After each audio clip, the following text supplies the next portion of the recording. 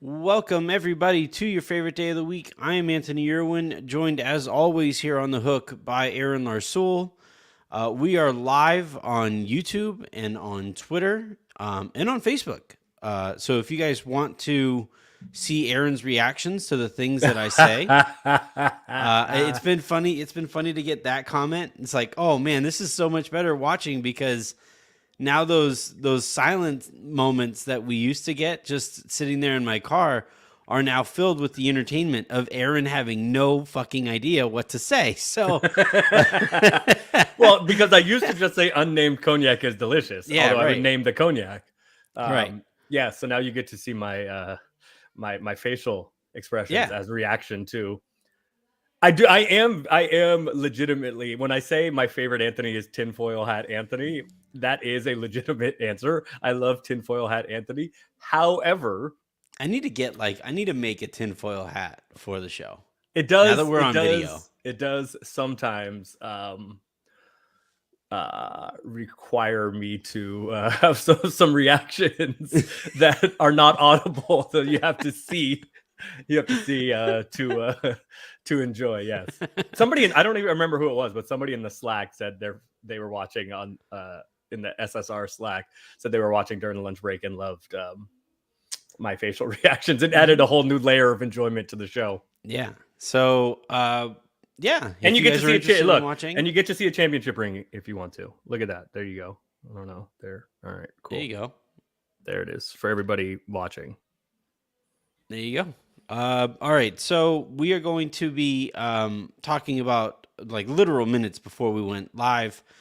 Russell Westbrook, it is being reported by Adrian Wojnarowski, will be coming off of the bench if Anthony Davis is healthy. I'm not really sure why there's a correlation between those two things, but we can discuss that. I want to talk about how tonight goes and the impact it might have on the Lakers' efforts to move Russell Westbrook, and how quickly they will look to do that based on partially how tonight goes. We have some stories around the league that we want to talk about, some teams that either surprise us one way or the other. You know what? We'll bring back Whoa or Whoa. David didn't buy that from me, so I'm going ahead and bringing it from Locked On NBA. Oh, yeah. Screw that shit. That's my game. I invented it. Okay. Whoa or Whoa is I'm going to say a team name, and you're going to react either like whoa or whoa. Okay. So that's how we're going to talk about the rest of the league, and then you know what? This is the hook. So whatever comes up in between those subjects, I know that's right. Just happens to come up. As an example, I went and saw Black Adam. What was it, a couple days ago? Okay. Yeah, I don't know. I don't know anything about The Rock's in that, right? I don't know anything about it. It's all right. It was it was okay. What a definitive position you have taken. The most descriptive thing you can say about it is it was okay. Yeah. Yeah, it would help to have this conversation with somebody who's seen it, so I'm going to go ahead and move on. But I think most people who are listening and watching right now would say, all right, pretty much sums it up, I think. I think there are people who really, really hate it. I think there are people who really, really like it. I think there are people who, and I count myself among them, have no fucking idea how I feel about the movie. Okay. I just legitimately have no idea how I feel. I think I got to see it again when it makes its way to HBO Max. That's you know what? I think the worst thing you can say about any form of media, is like you have no apathy, no reaction to it. I think that does not speak well for it. Exactly. Right? Like I sent out, like everybody's been arguing with me. I made the mistake of putting out my top 3 list of all time, and that got into Kobe discussions and Steph discussions and Giannis discussions. Most of it is like LeBron, MJ, Kareem, whoever discussions. Yeah, that's the top tier. And waste. Yes, the 3 of them is the top tier, period. Mm-hmm. But my mentions have been a wasteland. So I know whenever I send out a tweet that nobody cares about, like, this is better, right? Like my mentions are an absolute disaster. I don't have enough of a following to like really have to not check my mentions and mute stuff. This one I probably have to mute, but like at least if people are yelling at me, it's okay. I mean, you're the king of this. But like if they have no reaction to something I've done, like then love it or hate it. But in the middle, I think I'm incapable of sending out a tweet that people either love or like that people are apathetic towards. oh yeah, you gonna get a reaction, brother. Yeah, yeah. I mean, that's kind of the point, but and so here we are. All right, so let's talk about Russell Should we Westbrook. apologize to Raj and Sabrina for stealing their post game show? And should we vow not to do that again tonight? There's a joke that I can make here that I will not, because of timeliness of information. But there's a great joke that I could make right here that I won't. But yeah, Okay. apologies, Raj and Sabrina, for that. All right, so Russell Westbrook, according to Adrian Wojnarowski of ESPN, is set to come off the bench if Anthony Davis is healthy enough to give it a go tonight against the Minnesota Timberwolves. He looked bad in the Denver game, I thought.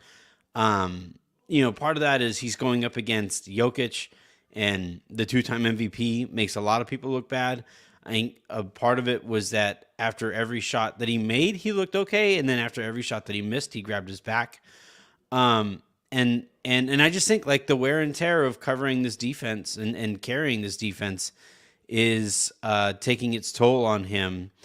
This has been my concern here as they wait to make a Russell Westbrook trade, is the load that they're asking Davis and LeBron to carry is kind of staggering. And now when Anthony Davis tries to walk, he staggers. So, yeah, it's going to be interesting. Let's just take for granted, and this is not something that we're usually safe to do, but let's take for granted that Anthony Davis is going to play tonight, and he's going to be in the starting lineup, which means for whatever reason, Russell Westbrook will not be in the starting lineup.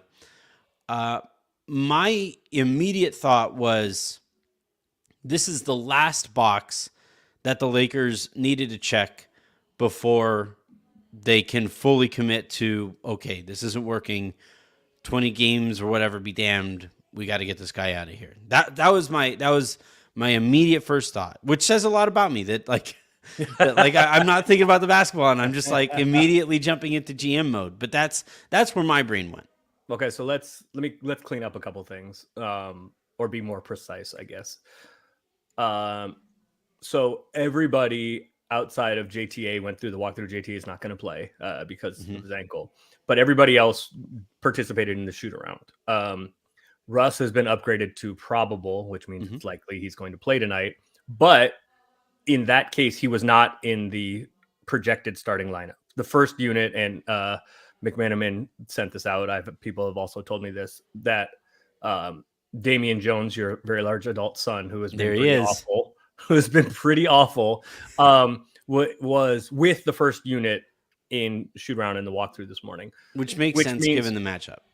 Yeah, and we talked about this, right? I mentioned this last week, that it might be time to, in this matchup specifically. Yeah, like, yes, it's AD has played 100% of his minutes at center. You have argued for that. I have argued for him playing more center than he has in the past. I don't know that any of us expected it to be 100% of his minutes. No. And I do agree that it is taking a physical toll on him. I think it's I think it was right. Though. Yeah, I think it was right to start. I think it is right to start Damian, because like you just, at some point you're just too small. I tweeted this out about the game in Denver. The Lakers were losing a lot of 50-50 balls and matchups just because they were just plainly too small. AD is not small for a center. LeBron is not really small for a power forward. But when you're going up against Cat and Gobert, it's just too small. And you need somebody to hopefully absorb some of the physical contact. Damian Jones, in this case, absorb some of the physical contact, absorb some of the fouls, etc. So AD and LeBron don't have to do that for a whole game. So I don't think that I don't think it is specifically.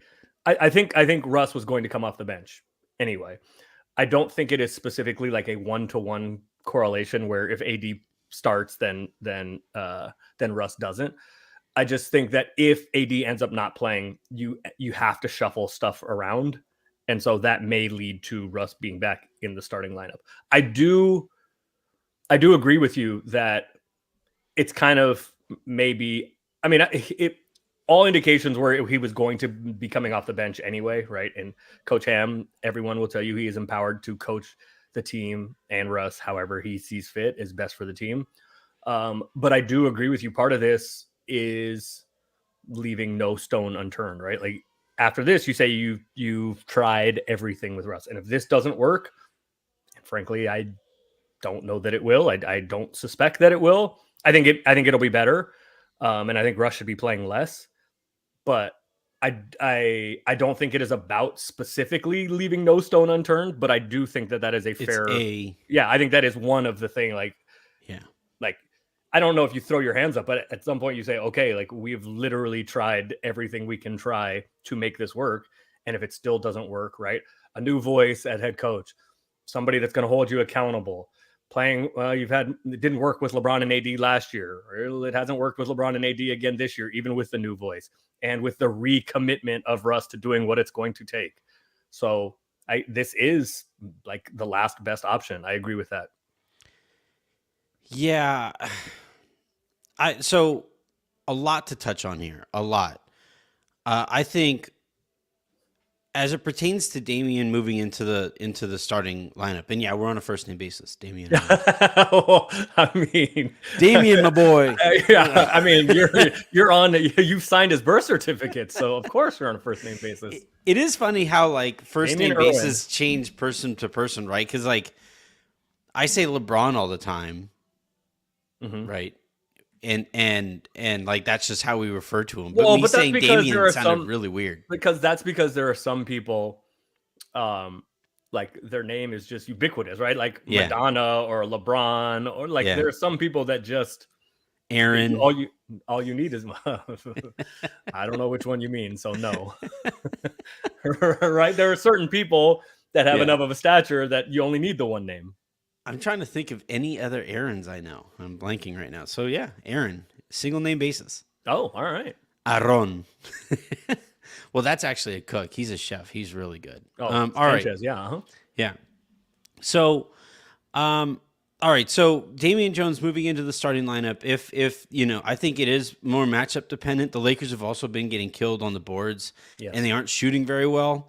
And them not shooting very well is partly why they're getting killed on the boards. They're creating a lot more rebounds than teams that they're playing against. So I think that's part of it. So hopefully, you stick Jones in there and he manages the boards on one end and maybe even creates a couple of extra opportunities on the other. And if it isn't him specifically, that the additional length, it allows AD to maybe focus more on hitting the boards. It allows LeBron to get in there, and you're just more physical in that area of the court. So I don't even think this necessarily means, sorry to interrupt you. I don't even think this necessarily means that he's going to play more minutes. I just think the timing of the minutes or when he plays them, because generally in the NBA, teams start bigger and finish smaller.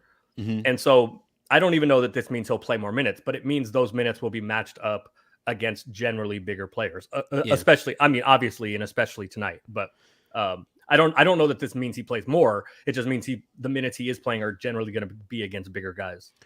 Well, and that's another part of this that I want to talk about in a bit also is Russ might not be starting, but will he be closing if it's close, right? That's something that I think a lot of Lakers fans have seen enough of. And then, so the moving back, though, to Jones in the starting lineup and the general approach, the concern here is that, like, there are certain baselines, right, that you need to have in the NBA, right? You need to be at least, like, I think the Lakers have been below the baseline of how big you need to be on a basketball court, on average. I think that's something that they've fallen below of. The baseline of being able to shoot has clearly been something that they've fallen well below. And that is a deadly combination. Yeah. Well, right. Usually the benefit of being smaller is you shoot better. Yeah. So, but I think like if the Lakers are going to be, if they're going to start Jones here, and this is a problem that they have with moving into bigger at all. And I think this is just a general roster issue. as they get bigger, their shooting gets worse, right? Brown is I mean, does it? I don't know. It says I mean, something. like, does it? Can it get worse? This team's shooting 20% from 3 on the year, whatever, 21%, whatever it is. Damian, if you're open, let it fly. No. No. But my point is, like, if he is Couldn't be worse. If he is theoretically replacing Russ in the starting lineup, like, who do you think finishes the year with a higher 3-point percentage, Damian Jones or Russell Westbrook?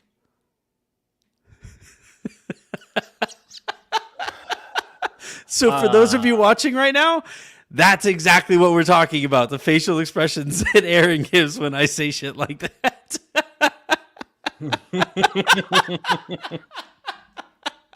I just took a pretty decent pull off the unnamed cognac too. You want to know? Honestly, you want to know the answer to that? No. I'll give you. I'm going to give you an answer. Rhetorical. I'm going to give you an answer. Does Damian Jones make his first 3 of the season? Whenever he takes it, does he make it? I mean, maybe.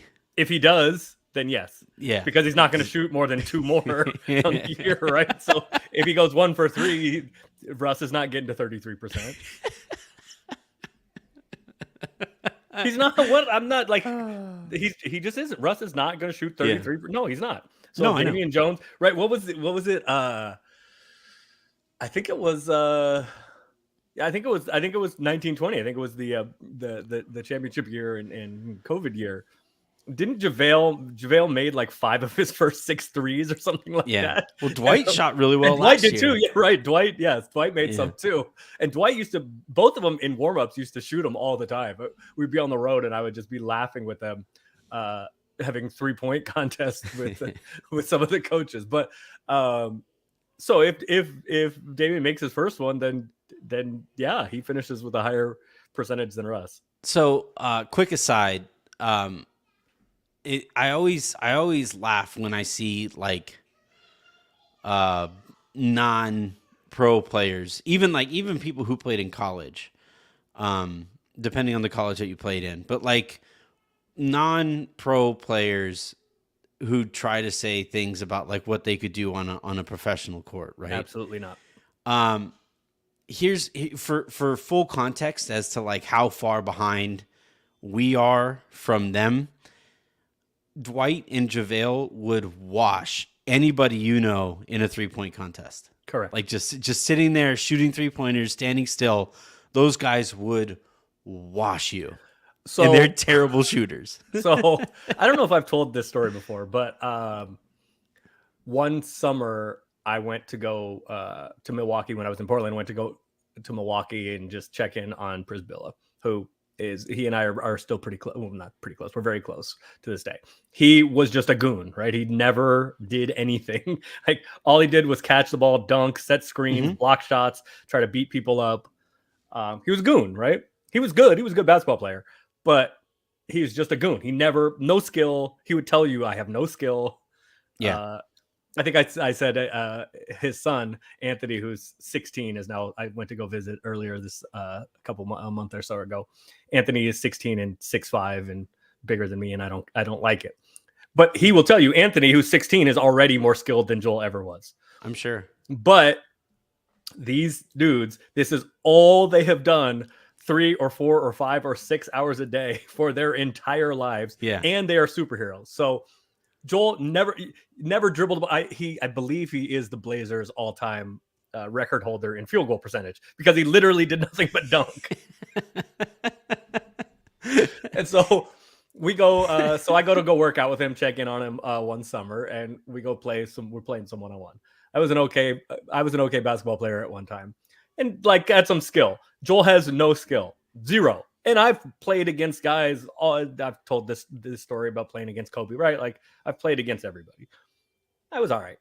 So I'm like, I'm going to handle him. I'm going to handle him because he's 7'1". He has never dribbled a basketball in an NBA game. He has never taken a jump shot in an NBA game. I got this dude. He destroyed me. I'm I mean, sure. I beat him once, but he was crossing me over. I'm like, I've never seen you dribble in a game Yeah. before. How are you crossing me over? I'm a Right. foot shorter than you. You can't cross me. And he's just standing there, three, cash and three. What am I gonna do? A challenge a 7'1" Yeah. guy's jumper? No, three, Right. three, three, three, three, three, three. I did get him once, and then in the third So you game, lost 21-1. in the third game, he posted me up, and I'm trying to like make the bridge. I'm like I'm 6'1", 185, and he's Yeah. 7'1", 270, and a superhero. 285. Yeah. And he turns to go throw a jump hook over his left shoulder and just elbows me in the neck, and I couldn't move my head for like 6 weeks. But you are correct. That was a long story time to say, like, all of these dudes they're superheroes, and this is what they've done their whole life. All of these dudes are better at every part of basketball than anybody at any part of basketball, except maybe Ben Simmons. I don't know if he's a better shooter than Ben than Simmons you will listening right now. Ben Simmons will stand at the 3-point line in warmups and make 53s in a row. These dudes are different. Yeah. He also looks. I think there's something still wrong with him physically. He does not. I think there's something wrong with him mentally. No, that's clearly the case. Like I don't think he's right in the head right No, now. that's clear. There's clearly some stuff going on there, but I also think maybe it's connected. Yeah. I think kind of like remember when Marco Fultz got hurt? And they got relearning how to shoot. Yeah, got the yips. Yeah. The Chuck Knobloch. Yeah. Yeah, that's kind of how I feel about Ben Simmons. But all right, so talking about Russ coming off of the bench and what this means now here moving forward for the Lakers. I think so. They're 4 games in after tonight. Probably going to be 0-5. It's a bad matchup for them. Not it just is. in Minnesota's not any good either, though. Yeah, but it's just a bad matchup, and I just don't think there's much agree. belief on the Lakers side of things. And that's actually kind of what I wanted to talk to you about. Is you made a comment, I think it was last week when we talked about like the vibes surrounding the Lakers and the vibes bleeding onto the court. Yeah. Yeah, exactly. Thank you. You said that they hadn't quite started bleeding onto the court, and no, but I was worried about losing the Portland game because I thought that might. Yes. Mm-hmm. And then they lost to Portland, and then I thought played the most nonchalant game of the season so far against Denver. I agree. And I'm starting to wonder, and tonight's going to be interesting. I'm starting to wonder if those vibes are starting to seep onto the court, and whether that combined with, we'll see how things go here with Russ. Like if we get another see, this is where it's tough, man. I'm gonna be straight up. I don't. Oh, are you for a change, right? Right. No, You might say something controversial, huh? I hate that I'm sitting here trying to figure out whether or not Russell Westbrook is hurt. Right. Like this is the worst part of this season so far was Russell Westbrook fibbing to, when it came to that hamstring injury in the preseason? Was he fibbing when it came to the hamstring issue that just kept him out of a game? And like, depending on how things go tonight, was he fibbing, or is he actually nursing this hamstring thing? Just this unknowable aspect of the sport right now. As much information as I can gather, there's no way to know definitively. I can have a pretty good idea, and I can base that on multiple conversations that you have with people surrounding the situation. Mm-hmm. But there's no way to know. But this is where it's tough, because if Russ does if he grabs his hamstring again tonight, and we don't know necessarily if it's real or whatever, like that's what I mean. Like when I tweeted out that this is the if we get any nonsense tonight, this is what I mean. If we get any kind of another attempt at this tactic to stay in the starting lineup here, and in the closing lineup, then that he has to either be, and the Lakers clearly don't believe it, right? And that was the part that stuck out to me in Ham's response to Westbrook's last hamstring injury, was like, yeah, we talked about it. That's done with. That told me that, yeah, that it, at least in some way, Ham wasn't quite there with like, oh yeah, this is a real thing. No. He was there with it was a real thing. He wasn't there with using the bench as coming off the bench as the scapegoat for it or the Right. cause of it. Yeah. Right. But like, I think that's kind of a distinction without a difference, but same difference. If we get more of that stuff, then I think the Lakers are forced to send him home. Like the vibes are the bad vibes are kind of seeping onto the court, and if he pulls another he pulls any more shenanigans as we saw in preseason and potentially against Denver, then we're done here. This is it. Like it's not getting any better. You commit to the guys that you know you're going to commit to anyway. That's got to be it. Are you? I know you don't want to. You don't want to talk about the realness of Russ's hamstring issue, but No, just because like I don't want to. I'm not going to call the man a liar, and I that's don't know. fine. Yeah, But my.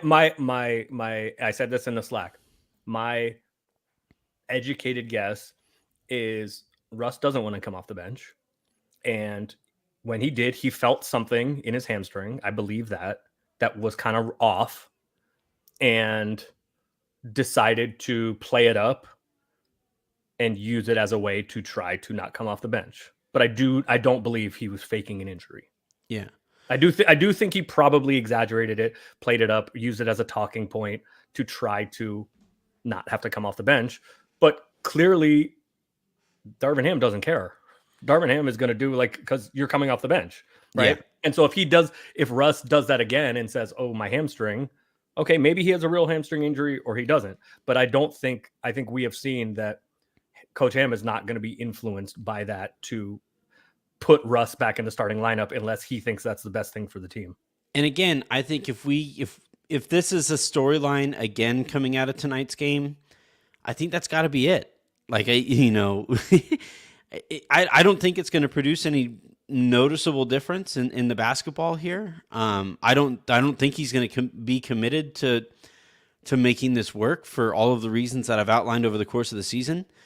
But I think one thing that we've learned here is that, and this isn't even about the Lakers specifically. Everybody has a limit. Everybody has a line in the sand. That's fair.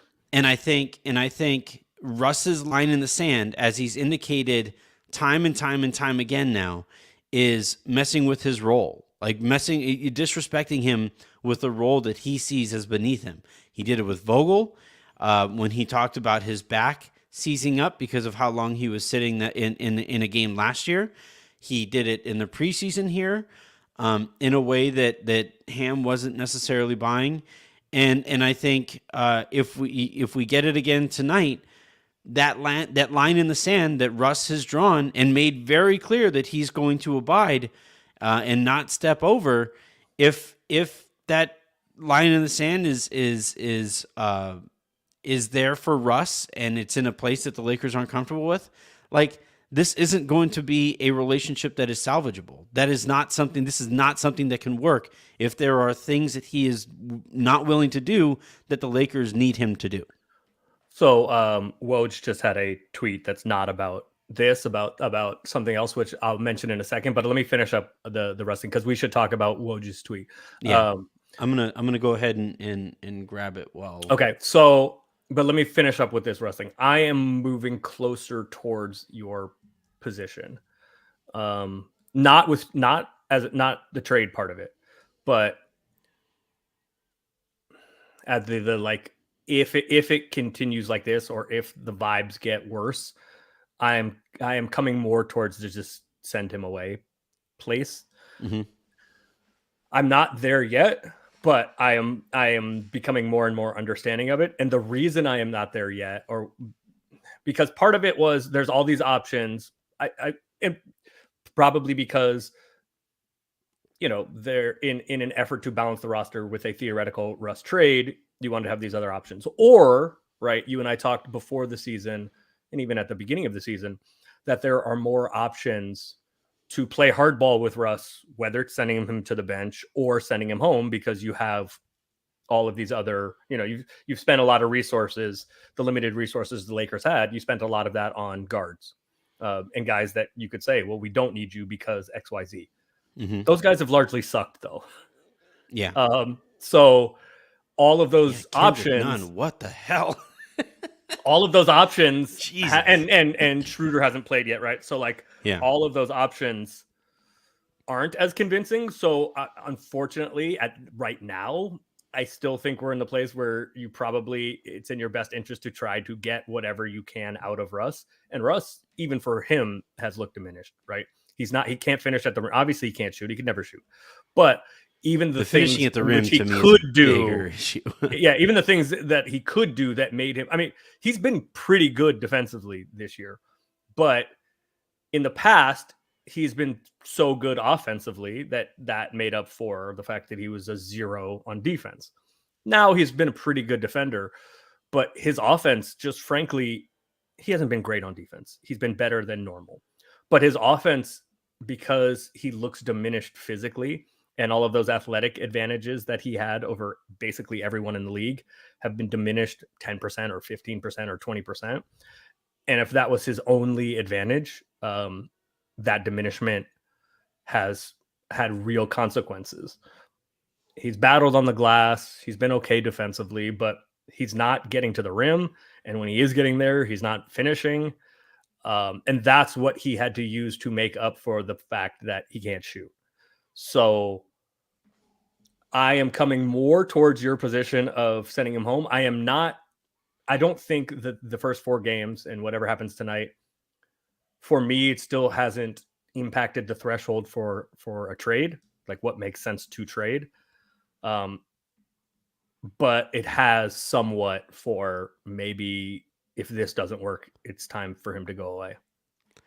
Yeah. But again, he's still probably one of the best guys on the team, because the guys that theoretically could be his replacements have been horrific. Yeah, that's a big factor. Probably the Schroeder biggest hasn't. factor. I mean, to be fair, Schroeder hasn't played, so let's see. I don't know. I think the situation wearing on people is a big factor in why those replacements have looked as bad as they have. I think it's really awkward to essentially be a player's replacement while that player is on the team still. You know what I mean? Like, no, I wouldn't a replacement or an option as a replacement, I guess is. I mean, again, imagine if like, I don't know, if I brought another co-host here, mm-hmm. and I essentially told you and the co-host as we were doing this, all right, whoever makes the best points here, you're sticking around. You're doing the Joker in the Batman with the pool stick, right? I'm gonna break a mic stand in half, and you guys got to fight over it. You know, who am I fighting? This is interesting. But like, you know what I mean, though? Like, in theory, right? And especially in sports, we think like that type of competition is always healthy. But this competition isn't quite the same, because we're looking at an end point that we know already, right? Like, there isn't some way that Russ can just win this competition and remain the starting point guard forever. No, that's not how this is going to play out. Like, are you watching? Have you been watching Andor, the Star Wars? No, I watched the first. I think they did like the first 3 episodes. Yeah, it's slow. It's slow.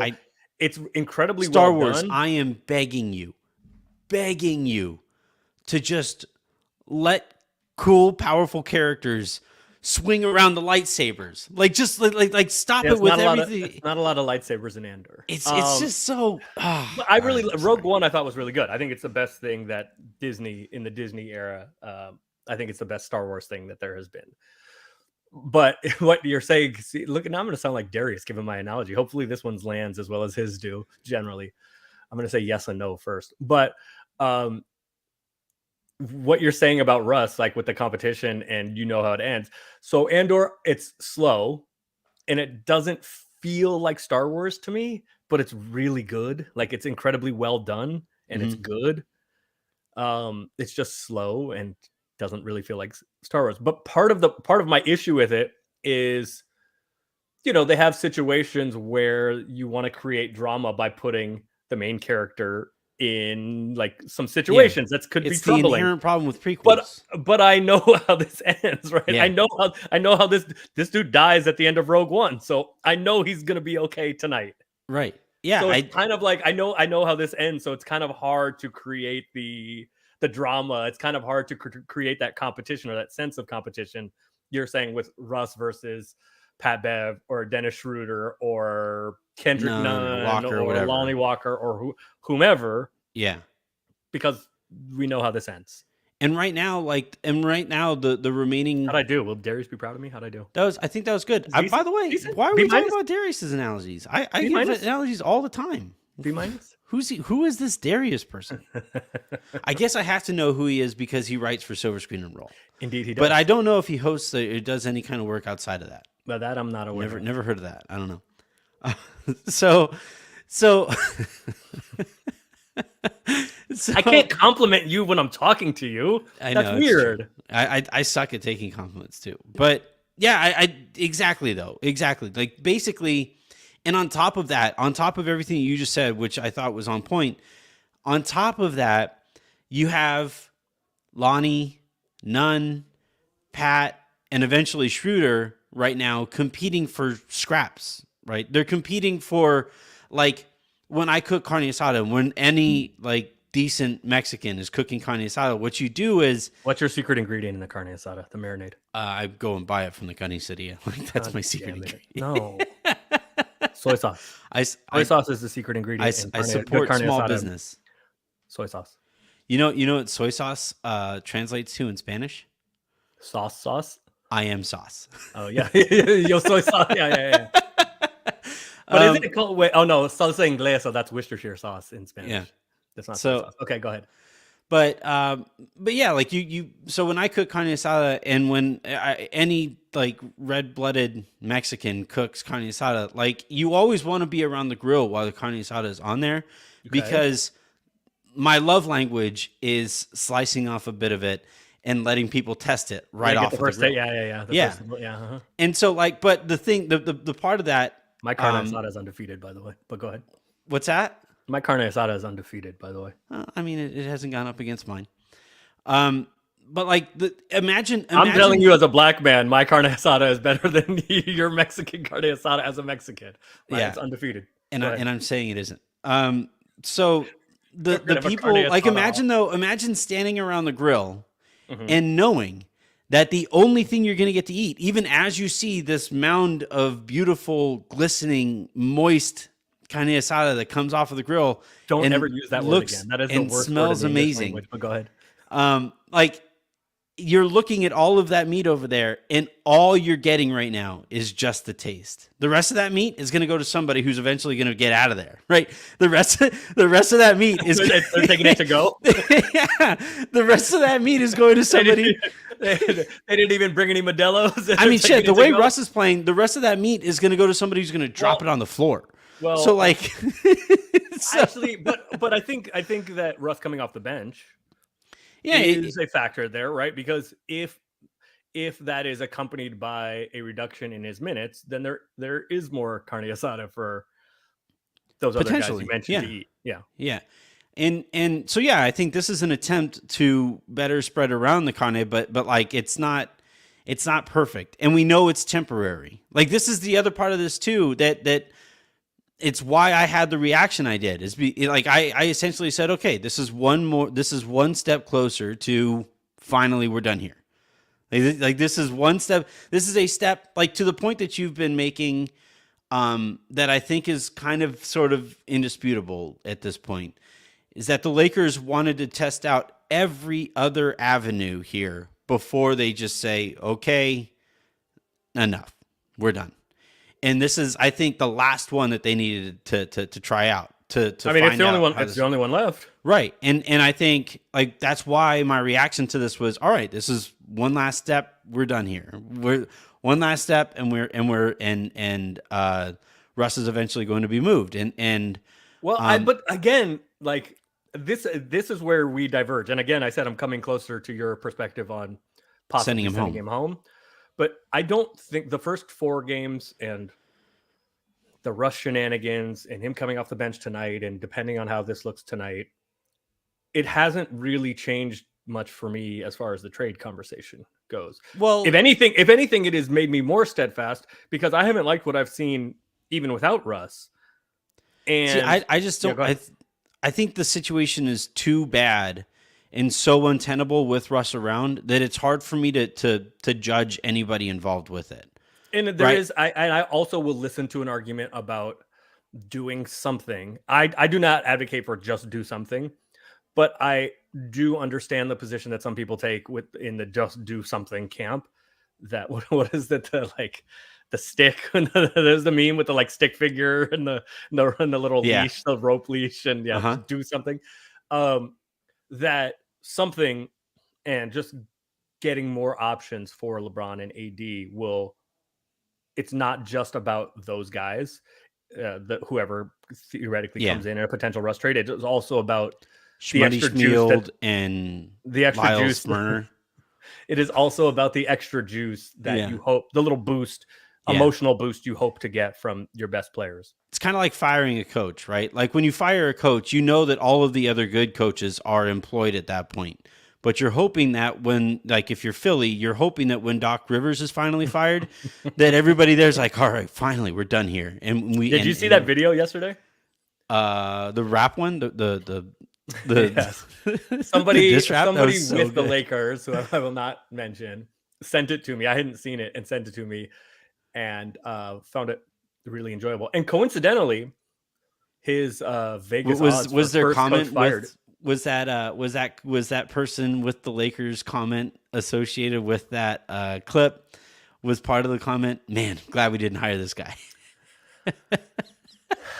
I responded with something along those lines. I was not in favor of that at any point when I was asked.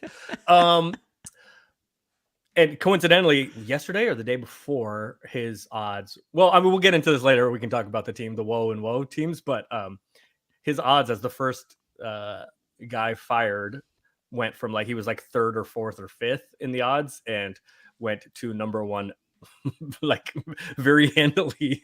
So Doc is, anyway, I thought the video was very funny. It was well done and it was pretty funny. And Doc slander is always good.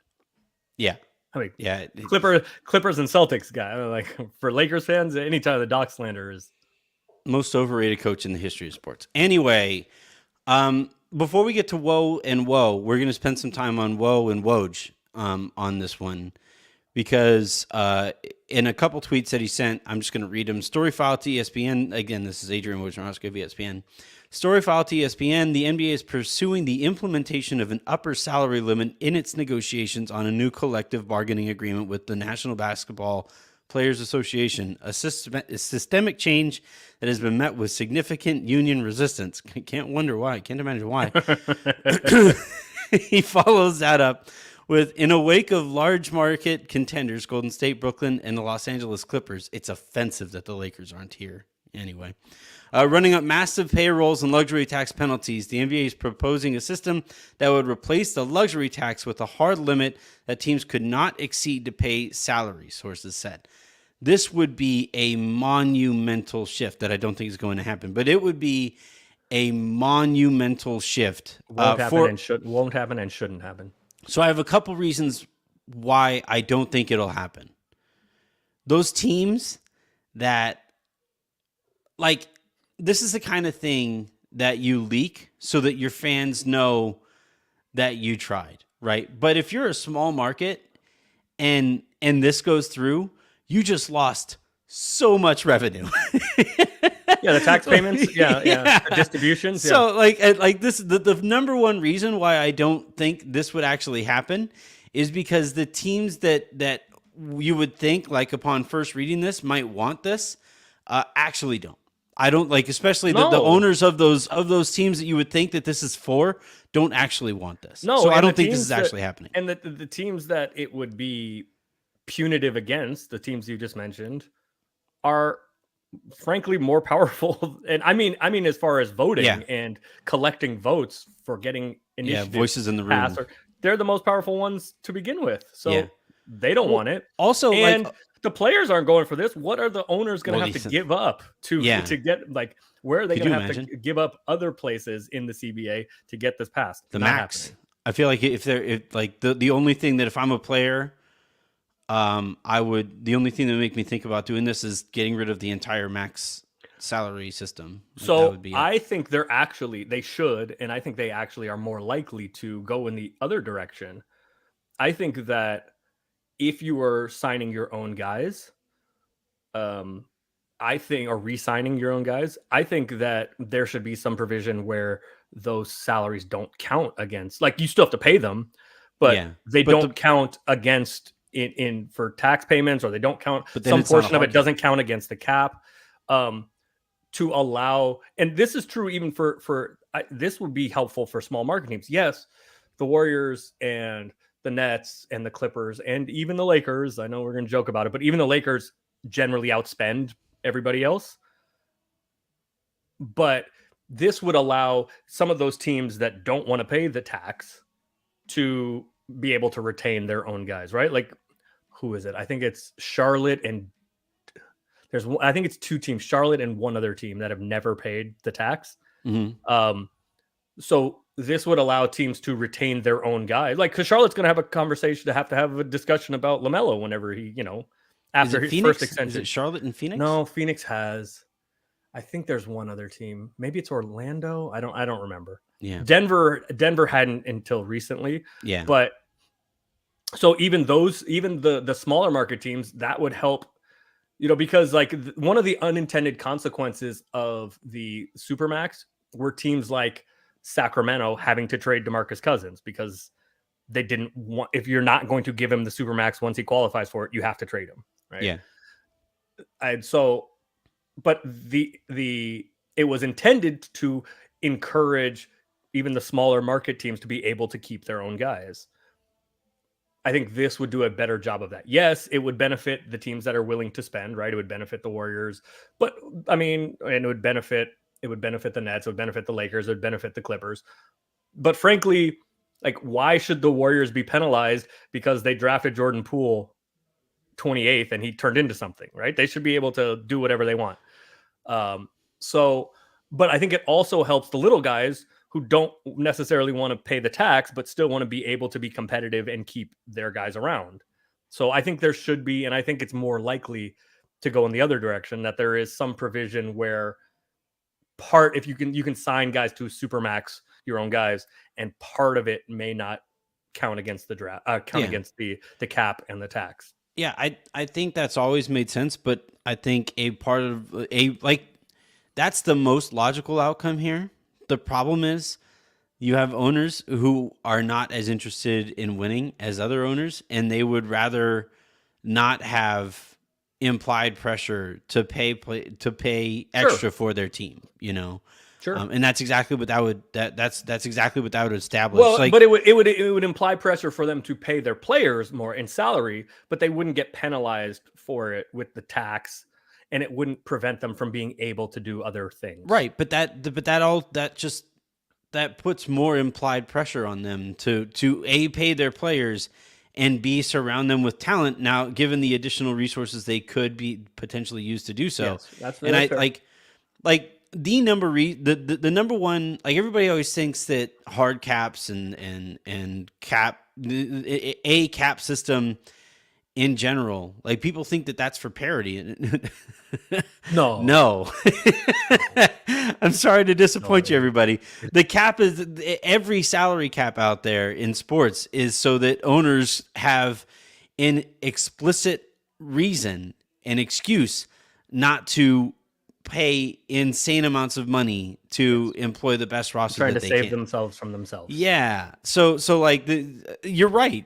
That's the way that this should move now, and should have always moved in the past. But those owners, like, there are owners out there. The guy who owns the Hawks is I think one of the Indiana, I think, is another example of owners who hey, if we win a championship, cool, but that's not necessarily the goal here. Winning a championship is just kind of like, yeah, it'd be cool if it happened, but playoff revenue year in year out is a much bigger deal to them Right. than winning a championship. I don't like the implication for this proposal that there's something unfair about what the Warriors, There's a Nets, and punishment. Clippers can spend. I don't think like then spend more.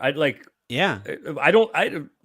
I get why there's a salary cap for reasons you just mentioned, and also the appearance of parity. So you can't just, whoever has more money wins because they can spend whatever they want.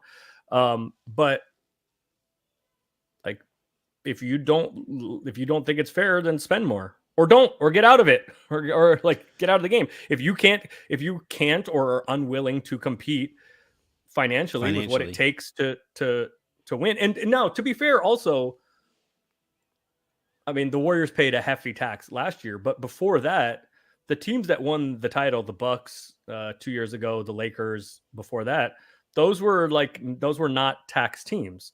Yeah. So it is not required. Yeah, it's not a 1-to-1. If you spend a bunch, you are going to win. The Warriors had the biggest payroll in NBA history last year and won, but it's not required to do it. But it certainly helps. All these little piddly, yeah. I mean, it gives you more chances to be wrong. Yeah, it gives you more chances to be wrong. Like you can buy your way out of mistakes more often.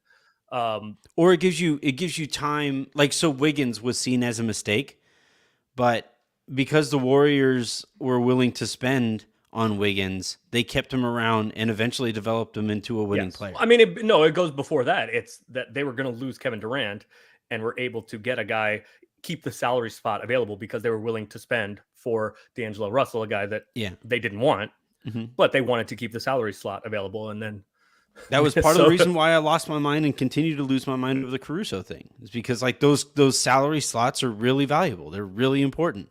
Yes. Fair. So I think, I don't buy the argument that like a poor Charlotte or poor Atlanta or poor, not Atlanta so much, but like poor whoever, like spend, or you don't have to do better, spend or don't, that's fine too. But I don't think we should be taking away the mechanism for the teams that are willing to. Yeah. And again, I don't think it's happening, because the players union will never allow it, and B, because chance. Yeah, and B, because those owners that you would think would be pushing for this actually kind of sort of like the current system quite a bit. Their pockets like it a lot. Wait, here's the other thing. What the players union will say, absolutely not. So what the owners would have to give up in negotiations to get the Players Association to agree with this is going to be beyond the pale for them. Yeah. Right. Are they going to have to give up 5% in BRI? Yeah. They're not doing that. What do you think of the possibility of lockout stuff? That's the part that, like, because we've had players that teams have just like openly been out there saying, yeah, this player is healthy and they just don't feel like playing for us. Because of the animosity that we've seen between players and owners over the last few years, because I think superstar empowerment got a little carried away, and players have, I think, over leveraged their situations. I do think we could be potentially heading towards a lockout. Everybody right now is like reading this and they're like, "Oh, this is for sure. This is it. This is what's going to lead to the lockout." No, I don't. There are owners here who don't want this, and therefore that's not what's going to cause the lockout. I've always thought that the thing that causes the lockout is going to be the superstar era, superstar empowerment era, getting a little out of hand, and owners' response to it is going to be what really, really ratchets up the animosity. But all that said, we're looking at a potential TV deal here in so much money. And I don't think all of these really savvy business people are going to sit there and say like a lockout would cost us a lot. I don't think there's going to be a lockout. I don't think there's going to be a strike, and there's just too much. They saw what happened last time, and I think both sides know there's too much money on the table. There's too much at stake. And I think they'll figure it out. And, I think we're seeing these discussions happen early, right? Like the league floating this out, the talk of the in-season tournament, Yeah. um, Yeah, like as the talk of baseball was getting expansion, like all ready of these conversations are being had publicly. pretty early and publicly. Yeah. So this gives a lot of runway to kind of work Yeah. everything out. I don't think Yeah. there will be a stoppage. As baseball headed towards their lockout, there was almost no conversation. Like No. that was part of what drove me insane as a baseball fan. Was I was like, Like, you guys know you have like 4 days, right? Have you even started? well, remember they had some like midnight meetings and shit, and then it Yeah. was just like, and like what drove me insane was like, you guys had months to talk about this, Right. and And now then all of a sudden they're you're like, walking. you're going to play Yeah. 60 games. Like, no, Yeah. we're not. Right. We're going to play 60 games and you will be paid a third of what you were going to make. Wait, no, we're not. Yeah. All right, let's play a quick game of whoa or whoa here, All and right. I'm gonna go with 3 teams on either side of the conference. That sound good? Mm-hmm. All right. So my first whoa or whoa team is the Philadelphia 76ers. So is the woe, because I agree with the version of the woe that you're using. I am also like this looks bad. Is it a fixable woe, or are you saying woe be like the way that you are because you don't think even firing Doc Rivers solves everything that's wrong with them right now? The vibes are so bad there. I don't think it's So early too. I don't think it's bad. I don't think it's fixable. I don't think Doc does it. And because this was supposed to be, and this was going to be the team that finally got all the pieces together, was going to blitz through the regular season. A lot of people thought they were going to be the number 1 seed, and rightfully so, in my opinion. Like, I thought they were going to be really, really good in the regular season. And then you have the playoff questions. You have playoff questions about Doc. You have playoff questions about Embiid, but you absolutely number 1 on that list is you have playoff questions about James. And Harden has looked okay. I don't think he has his burst, but some people have thought that he has some of his burst back. He is shooting 5 or 6 times as many mid-range jumpers as he ever has. Not a great sign. Before. Now, you could look at it 2 ways. One, you could look at it as a diversification of his offense, and is a good thing. And that's what he's going to probably have to rely on more in the postseason, because better defenses, because he's not going to get as many foul calls, etc. So that is a positive spin on it. They are less efficient shots, though. Mm-hmm. And to me, it indicates he can't get to the rim. Yeah. I mean, it's literally like the last, 6, 7, 8 years, he's been like at 2, 3, or 4% of his shot attempts have come from the mid range. And this year, last I checked, it was 21 or 22% of them. Yeah. So he's just not able to get where he wants to get. He also, last I saw, had dribbled the ball literally more than the entire rest of his team. Yeah. Embiid looks frustrated. Embiid often is getting him and Embiid in the pick and roll is still really, really dangerous. But a lot of it has been Embiid getting spotted out as a shooter. Embiid, has looked pretty frustrated, and you can see some clips of him, I'm not the body language expert and the body language police, but he has looked frustrated. And it also takes away from Tobias Harris, who's a 30 whatever million dollar guy that stands in the corner and tries to make jump shots and 3-and-D, but doesn't really guard. It also minimizes what you can get from Maxey, who looks really good when Harden's not on the floor and runs a million pick and rolls. And then James gets on the floor and he runs none. I do really, and PJ Tucker looks not a lot there. I do like a lot of the ingredients. And I am surprised that it hasn't worked, but this looks like a long-term thing to me. And James just the numbers are good, but it is bad. So we're in what, year 3 or 4 of Doc being there? This is year 4. Usually this is the time the teams start quitting on Doc. Like historically, this is when teams start saying like, "Oh man, this guy doesn't have it beyond X year," right? There is no additional thing that he's saying that keeps things fresh.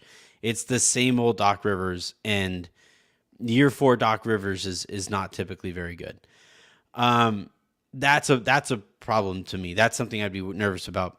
Here's the other part of this that I think I find funny, but James might not. Harden gave up allegedly how much money this season, right? Yeah, like 10-ish mil or something like that. I think it's more than that, but yeah.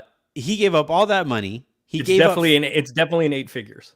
He gave up fast food. He said he got himself in shape and started taking care of his body and Wait, by the way, speaking of fast food and bad vibes, did you see Kat getting that ant? Oh man, that's great. About Popeyes? Kat, why are the vibes so terrible in all these places a week into the season? I don't know. I mean, it's like Monday, you know. they just started their work week. It's like the Monday of the NBA season is the first like 20 or so games. We talked about the Lakers, but yeah, Brooklyn. But well, we have more teams to talk about. Okay, all right. But like the thing that I'm monitoring here with Philly is Harden made all those sacrifices. Embiid appeared to not sacrifice anything in the offseason. He looks Joel Embiid right now, and he did not start the year well. Yeah, and now he has the bad vibes of not like touching the ball enough. Like I just think they need a serious shift there. I do kind of wonder if eventually we start getting more Joel Embiid trade rumors. That's the next kind of step after they fire Doc. All right, next team that I want to bring to your attention are the Clippers. Whoa or whoa? Same. The vibes don't seem bad there yet, but they're not good. And even when everybody has played now, admittedly, Kawhi is not playing a whole lot. He's coming off the bench, and his minutes are down. But even when they have everybody, the offense looks bad. The defense is okay. The offense has been horrific. Mm-hmm. Even when Kawhi and PG, when they have the whole complement. And when Wall is playing, when John Wall has looked good, he's been better yesterday, notwithstanding. He's been better than Reggie Jackson. I don't know. Something just looks off. You know what it kind of reminds me of? Last year when the Lakers lost early in the year to Oklahoma City, and you're like, wait a second. Like, yeah, should we be worried here? And then did it again. Last night, like the Clippers haven't been good anyway, but then last night was just like, wait a second. Morris is out, but like, I think they have too many guys, and I think so. I always say that the Clippers operate like Microsoft, and the Lakers operate like a lemonade stand, right? And the thing with the way that the Clippers handle themselves, and I think this is something that data-driven people really suffer with, is the human parts of things, the intangible parts of things. And just like statistically, right? Just if you were to just enter a bunch of numbers into a computer and see what the outcome to the season would be, it would make sense to bring Kawhi off of the bench and let him play like once a week and all of these things and try to get him to the end of the season. But that completely ignores chemistry. And it ignores how other players are going to react to like, wait, hold on. This dude is paid how much? And we're carrying him to the end of the season? How does that make any sense? And like, it's the kind of thing that like, again, if Ballmer is sitting there and he's looking at it like a computer that operates coldly with no outside factors, then sure, it makes sense, like on 2K, to handle the season like that, right? But this isn't 2K. These guys do have to develop chemistry. These guys do have to see each other in the locker room. These guys do see Kawhi Leonard just kind of kicked back while they're expected to put their asses and their bodies on and careers on the line as he does so.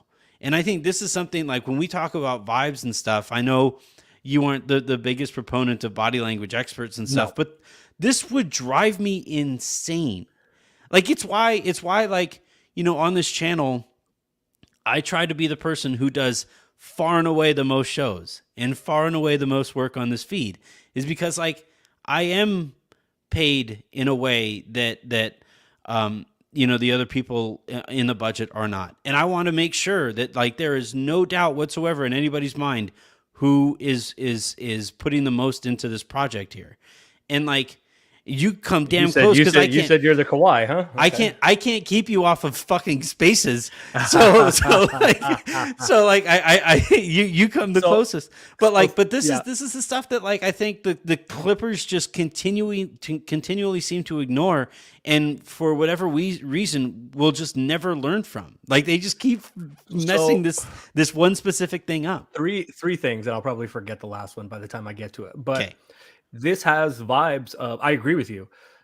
This has vibes of the, what was the Russell Wilson. The Trez and Pat Bev and Lou Will team before PG they got their Kawhi asses got there. like got the 8th seed. They were better than everybody thought. Got their asses kicked by the Warriors, but like came back from 31 to beat the Warriors in the first round. Yeah. And then in come Paul George and Kawhi, and everybody's looking around like, what? Okay, but like, is this dude gonna like? Why do we have to bend to this dude now? Right. So it does feel a little bit like that.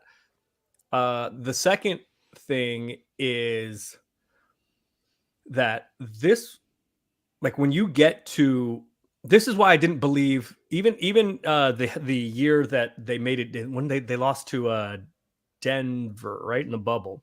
When they theoretically were thought of as one of the best teams in the league. My fear was because they had because Kawhi was sitting out so much like he's doing now, that when it gets tough in the playoffs, and you will face adversity late in the season, you will face adversity late in the playoffs, period. I don't care who you are, unless you're the 2001 Lakers or the 17 Warriors, you're going to face adversity in the playoffs. If you don't have those reps together, you don't know what you have to lean on. There isn't that, you don't have that comfortability. You don't have that institutional knowledge. You don't know, like, when it gets hard, you don't know what you have to fall back on because you don't have the reps together. You don't have the time together. And so I'm afraid for the Clippers for that, when they face adversity theoretically in the playoffs, because if Kawhi doesn't play, they're not going to have that basis of knowledge, that time together to know what they have and what works and what doesn't. The third thing is, I'm not sure they can let Kawhi sit. The West is too good. And if they'll fuck around and find out. And when I say fuck around and find out, I mean not make the playoffs or only make the play-in.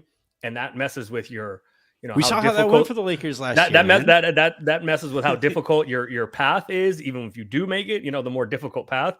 The West is too damn good for anybody to be giving games away. And it's a fair conversation about the Lakers. Sabrina's making her point from the great beyond. Yeah, that was that was when they came back from 31 and Pat Bev was, like guarding Kevin Durant, and they asked Kevin Durant about him. He goes, "No, I'm not worried about it. They know who I am. I'm Kevin fucking Durant." And then Durant had the easiest 37 points I've ever seen in my life in a half. And then they asked Pat Bev after the game, "What about it?" And he goes, "What do you want me to do? It's Kevin Durant." I don't what is Kevin Durant? What am I supposed to do? Lou Williams is sitting up with Lou Williams? They were laughing at each other. Like, it's Kevin Durant. What are they talking about? That's Kevin Durant. I don't what do you want me to do? Saw a great quote from somebody this about impacts KD. the Lakers also, right? About like, when do you have to like do something, right? Like before the season gets away from you. If you're going to do something, like when, kind of balancing all that. But the same is true for everybody in the West. The West is too fucking good to be giving games away, right? So for the Clippers, I don't know. Like, for me, either Kawhi has to play or not, because they are not, like, you give a couple games away like they did last night with OKC. You give games away here and there. There's too many good teams in the West. They will fuck around and find out and be in trouble later in the year. So I think I'm not buying the Clippers. Same. All right. We'll go one more here. All right. The Orlando Magic. This is a fun one.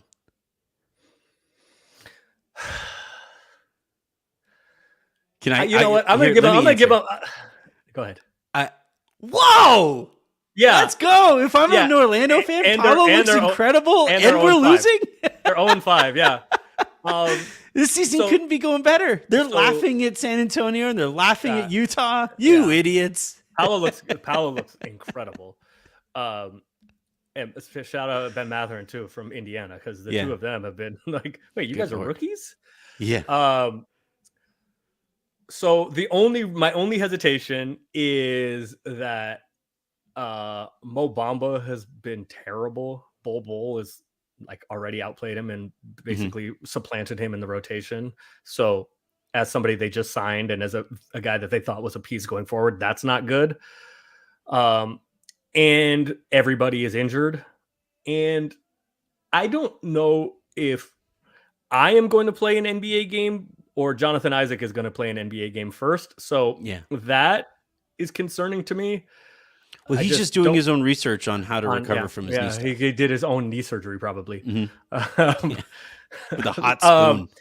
So that is the only thing. They're fun to watch, but I mean, Wagner's hurt and Suggs is hurt and Fultz is hurt and Isaac is hurt. I mean, like their whole team is hurt. And Mo Bamba, who they thought was going to be a piece going forward, has been terrible. And they're 0-5. But I agree with you. I think it is the positive. Whoa. Yeah. Everything that they're actually looking for this season has looked great. Like nobody thinks they're doing anything win-wise in Orlando. But Paolo looks great. At some point you have to, though. Well, maybe. And not this season. No. And by the way, can we give the NBA a little bit of shit? Like Adam Silver saying we're gonna monitor tanking, right? Like we got our eye on it, and we, like it's not great. I get why, but it's not great. We don't like it. We're gonna monitor it. We're also gonna stream all of Victor Wembanyama's game. Wait, what? Huh? Yeah. No. I loved Adam Silver saying something about relegation too. Like that was amazing. That's unacceptable. You're right. You're gonna send the Pacers to the G League and bring up whom? You think the Pacers were having trouble? Go bring a G League team up to the NBA. Good luck. I'm for it. I like the concept of relegation. The Pacers are just no, absolutely not. The funny part about this is like if there's a team that like should probably be relegated, shouldn't it be the Knicks? Sioux Fall, whoever, or like the Knicks, the Knicks Delaware finally... Bluecoats. Where are they playing their home games in the NBA? What arena are they using? They should be able to use whatever team's arena that they are supplanting. So they're just going to be like San Antonio, the Spurs. No, they're just going to go play in the Spurs arena. Do they get their like the Knicks are like finally good, so they don't have to worry about this anymore. But for a while there, I would have relegated the Knicks. Right. So you could have play at MSG. But do they? No. But the question is, do they get to assume their identity? It's like the Delaware Bluecoats. Do they get to like wear Knicks colors? I want the Delaware Bluecoats to play at MSG. like I know, but that's what I'm saying. No, just as the Delaware Bluecoats, and I want the New York Knicks to have to go down and play in Delaware. Like, actually, you know what they should do? Whoever, at least until expansion happens, whoever gets moved up should be the Seattle Sonics until they come back. Yeah, right. All right, that's going to do it here for this episode of The Hook and this week's episodes here on the Silver Screen and Roll Podcast Network. Fun week so far, despite the Lakers sapping my soul of any and all basketball love. Hopefully that changes soon. Starting tonight against the Minnesota Timberwolves. It's a Friday night, so I'm not positive I'm going to do a pressure cooker. We'll see how the game is looking and where I'm at. Pressure to cook? If there's any pressure, yeah. My folks are also in town, and they're leaving on like Monday or Tuesday, so I might just enjoy the weekend with them. But we'll see. It would be funny if right after I just talked about like my commitment to this feed, and I'm like, yeah, it's Friday night. I mean, you usually end the show with, and that's going to do it for this week's shows on the feed. So you can keep an eye out for a potential pressure cooker. Raj, I believe, is going to be doing a post-game spaces, so you can tune into that. And yeah, that'll carry us on into the weekend. So until then, I'm Anthony Irwin. That is Aaron Larsoul. This has been The Hook.